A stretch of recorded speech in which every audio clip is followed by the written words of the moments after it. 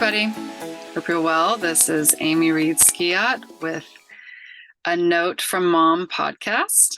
I'm so excited to be here. I'm glad you're here. So I want to talk a little bit more about our external world. And in the last episode, I touched a little bit on being an introvert versus an extrovert. And why I wanted to bring that up one more time is because I could see where there might be some confusion, because introvert and extrovert is actually a little more of an internal work, and I will touch more on that when we get to internal work. But it just happened to come up because of my daughter's parent-teacher conference. But how I wanted to explain it externally is that because I wasn't able to honor that part of me, things came out externally in the way that I behaved and the things that I did, as far as being social and drinking too much and overextending myself. And so it became this external thing in the sense that I was afraid of what people would think, right? Because I don't know about you, I'm 40 at this point, I'm 43 years old, and I was brought up to think like introverts were weird. Like they never left their house. I mean, I really did. I thought they just never left their house. They didn't talk to anybody. They were really socially awkward. They didn't know how to talk to anybody. And I really did think that I grew up thinking that that's what introverts were. And I think that for so long, not understanding it, I also didn't want to be that. And obviously that's not the truth at all. It's not even close. But yeah, I think that I was really afraid of what people would think, and if I was this person that went to an event and didn't drink, was I going to be awkward? And then what would people think? Would people think I'm weird? Would people think I'm not fun? Would people not want to be around me? It's this whole narrative that I went through. So yeah, I just wanted to point out that's what I mean by the external part of finding out if you're an extrovert or an introvert and how to honor that. But when I mainly talk about external, like our external world and like the first layer of the onion that we're trying to peel back, what I'm really talking about is a lot of survival mode, right? So survival mode can look differently for different people. And in fact, like if I'm talking to a mom, this is a really good example. If I'm talking to a mom and I'm like, oh yeah, you just got out of survival mode, they'll be like, oh yeah.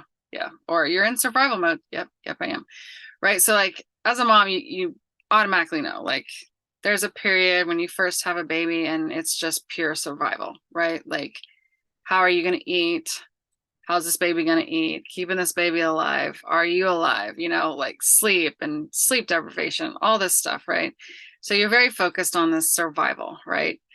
And then one day I had a client who was 23, and it was really cute because she was talking about having some anxiety. And I said, oh yeah, well, you're in survival mode, and she had just gotten out of college. She was starting her job. She was now paying for a lot of the things on her own. And so I kind of said, yeah, you're in survival mode. So let's process that. And she's like, I'm not in survival mode. Like I'm surviving just fine. I have a job. I have a place to live. I have food on the table. And it was just cute. It just reminds me, like, when you're 20, you think you got it all figured out, right? And that we know everything, and we know nothing. We continue to know nothing. Like we're constantly learning, right? And so it was just cute because I forgot that I needed to explain, like in survival mode, because it depends on which season you're in.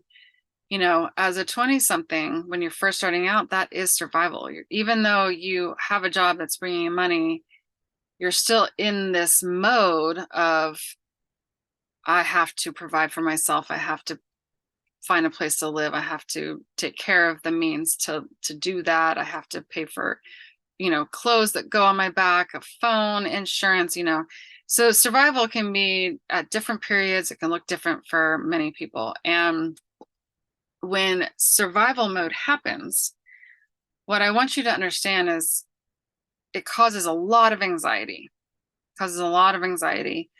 Symptoms can be anxiety, depression, hopelessness, right? So like thinking you're never going to get out of it, which if any of you have ever been in survival mode, you know that you're eventually going to get out of it, but it can last for a long time. So I just wanted to point on this because, you know, and sometimes, to be honest, like we're not ever completely out of survival mode, right? Like we still, some people, me included, we have to worry about like where are the next paychecks coming from and how are we going to pay for food and all of those things. And I'll tell you more on that because we have a family of 5 and 3 very hungry kids. But this survival mode, when you get into that place, it's very fight, flight, or freeze, right? And now there's fawn. So it's flight, fight, or freeze, or fawning. And your body goes into this survival mode when you are surviving. And surviving is like the physiological needs. It's called Maslow's hierarchy of needs. And in that first step of survival is where you are only constantly worried about breathing. Where are you going to get your water? What is your shelter? Where is your food? And sex, actually.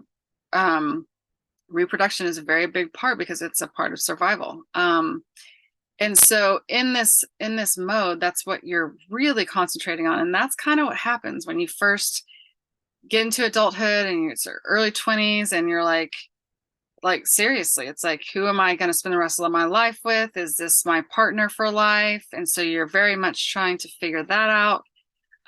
Who can validate me for the rest of my life, basically. You're worried about what food are you going to buy? How are you going to buy it? Where's your shelter? How are you going to pay for it? Water, air, you know, it's all of those safety needs too. It's like safety needs. Am I safe? Am I secure?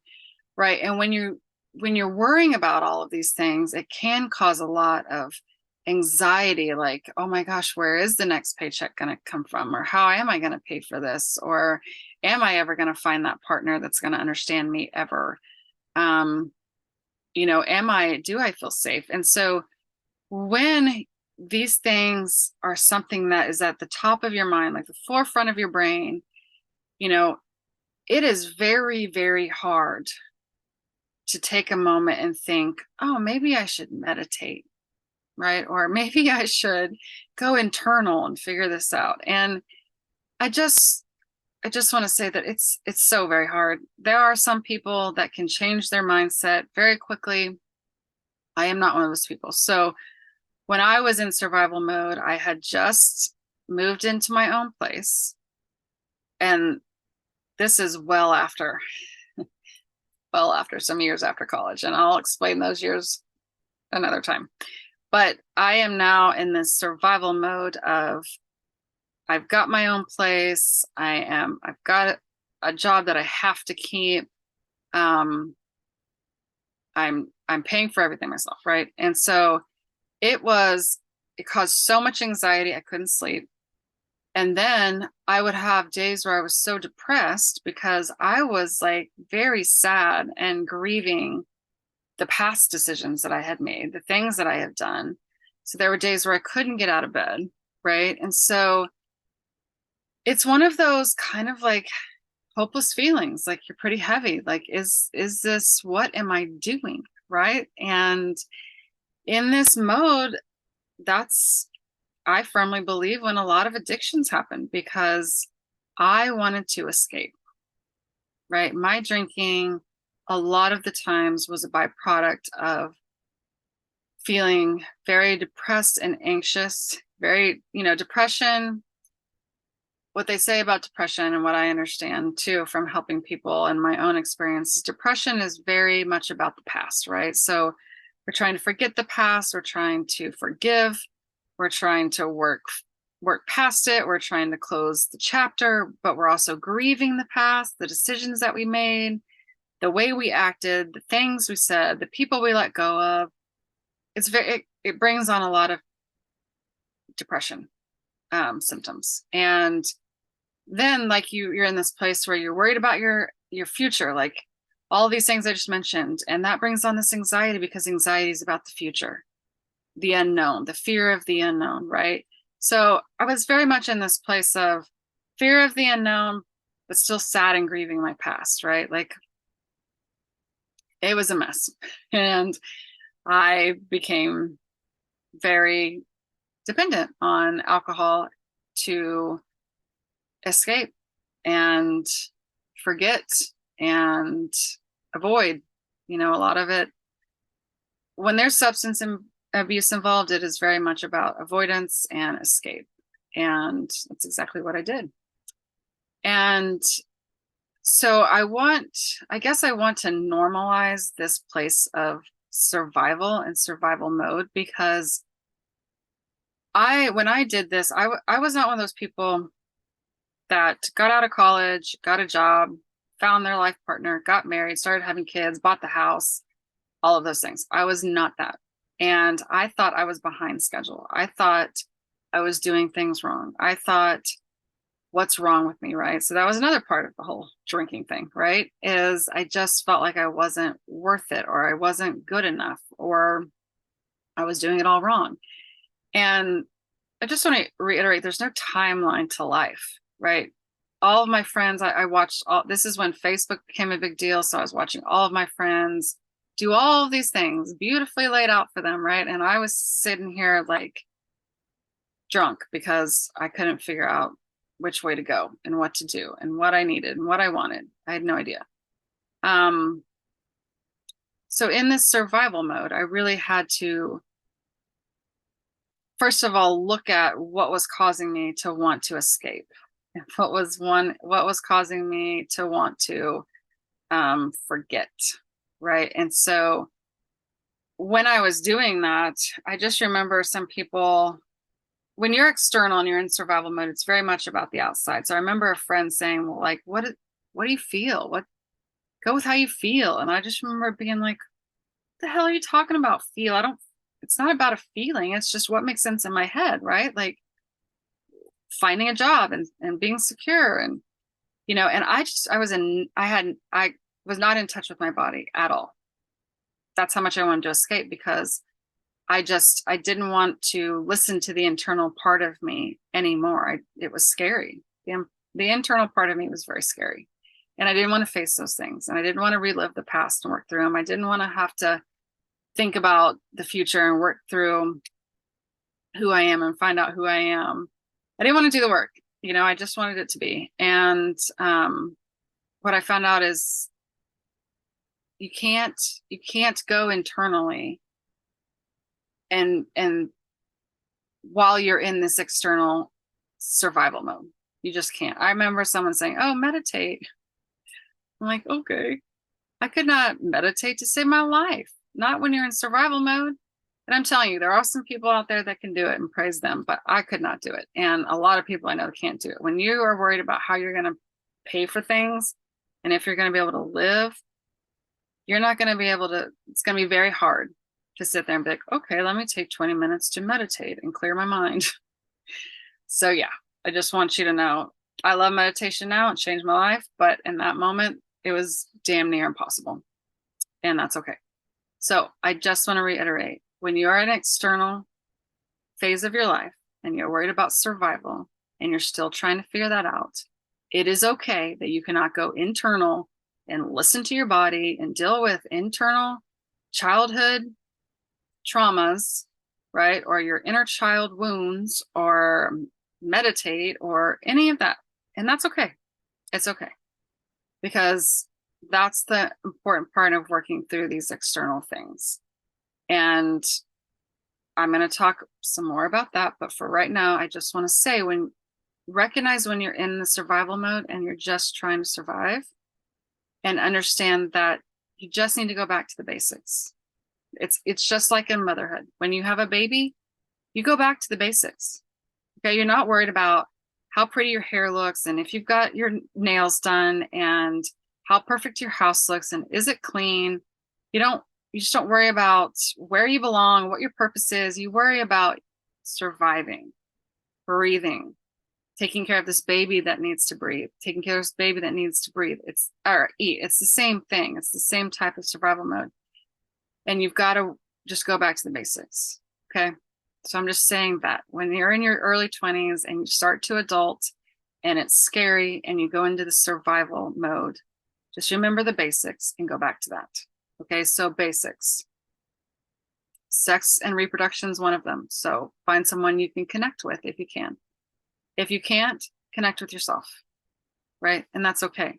There was a long part of me where I was just connecting with myself because I didn't have that person that I wanted to be around. So I had to learn how to hang out with myself and like myself. And, you know, there was nights when I would just watch a movie, love myself, and that's okay. So just, you know, the reproduction part is just, that's why you're trying to find that person. And sometimes it's just you for now. And food and breathing and shelter and a career, you know.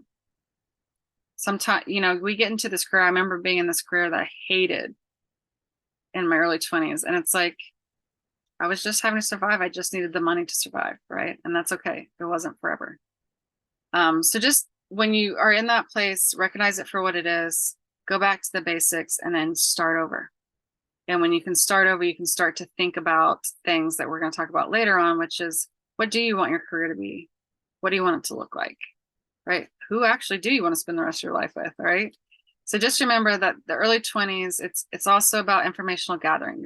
You're gathering information about yourself, how you survive, what you need to survive, and it can be a beautiful thing as long as you know what's happening. So I think that's all. I've beat a dead horse on survival mode, but I just want you to know it's okay to be in that place. Just know it's temporary.